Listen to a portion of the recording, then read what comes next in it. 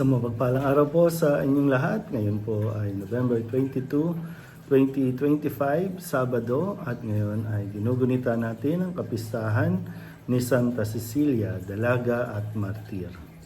Ating pong unang pagbasa at pagninilay sa araw na ito ay hinango mula sa unang aklat ng Makabeo, chapter 6, verses 1 to 13. Noong mga araw na iyon, naglalakbay ang Haring Antioco sa mga lalawigan sa loob ng bansa. Nabalitaan niya na may lungsod na tinatawag na Elimain sa Persia. Bantog ito sa kayamanan sa pilak at ginto. Hindi lamang iyon, pati ang templo roon ay maraming kayamanan tulad ng mga gintong helmet, baluti at mga sandata. Ang mga ito ay iniwan doon ni Alejandrong anak ni Haring Felipe ng Macedonia, ang kauna-unahang hari sa Gresya. Sa paghahangad ni Antiochong matamo ang mga kayamanang ito, binalak niyang lusubin ang lungsod.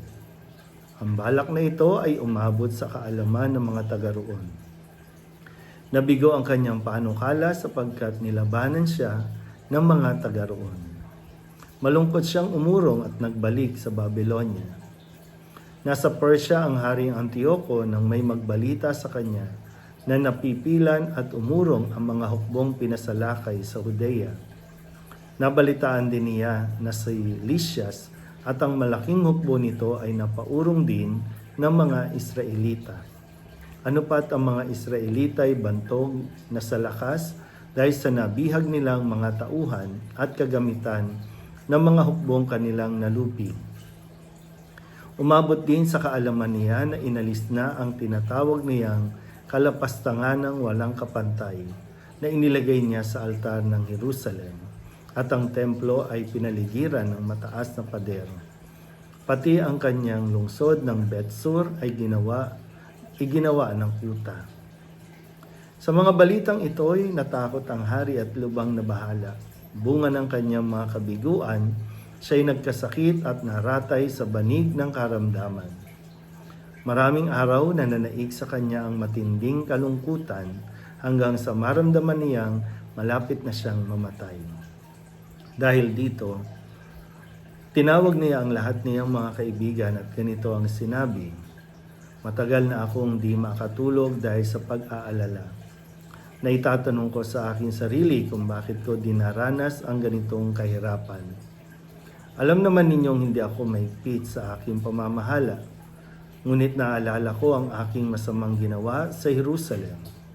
Inalis kong lahat ang mga kagamitang pilak at ginto sa templo, at ipinapatay ko ang mga mamamayan ng Judea kahit walang dahilan. Alam kong ito ang dahilan ng aking mga kahirapan. Ngayon, ako'y mamamatay sa ibang lupain." Ang salita ng Diyos. Muli po, isang mapagpalang araw sa inyo pong lahat. Huling araw na po para sa linggong ito. Mamayang gabi, sasalubungin na natin ang pagdiriwang ng dakilang kapistahan ng Kristong Hari o Christ the King. At sa araw na ito, sa pagtatapos din, itong aklat ng Makabeo, na itong si Haring Antioco ay mamamatay na dahil sa kanyang labis na kalungkutan dahil hindi siya nagtatagumpay sa kanyang mga nais na sakupin at lalong-lalo na dahil sa kanyang paglapastangan sa templo sa Jerusalem. At sa isang bahagi, parang magandang pagkakataon din to na binigay pa sa kanya ng Diyos na siya ay makapagsisi, dahil ang Diyos naman ay talagang mahabagin at naghihintay lagi para sa pagsisisi at pagbabalik loob ng kahit sinong tao sa mundong ito. Kahit gaano pa kasama ang kanyang ginawa, ang Diyos ay lagi nagbibigay ng pagkakataon. Hindi niya isinasara ang pinto ng kanyang pagpapatawad sa mga taong nagnanais dito.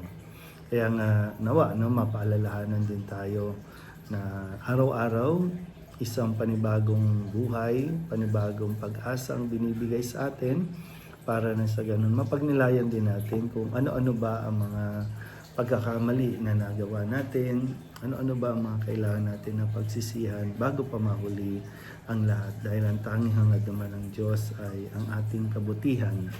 Kaya nawa, no, sa pagdiriwang natin ng Kristong Hari bukas, araw ng linggo, maibigay natin ulit sa Kanya ang ating katapatan. Maibigay natin ulit sa Kanya ang pagkilala na siya ang hari ng ating buhay. Kaya muli, isang mapagpalang araw sa inyo pong lahat.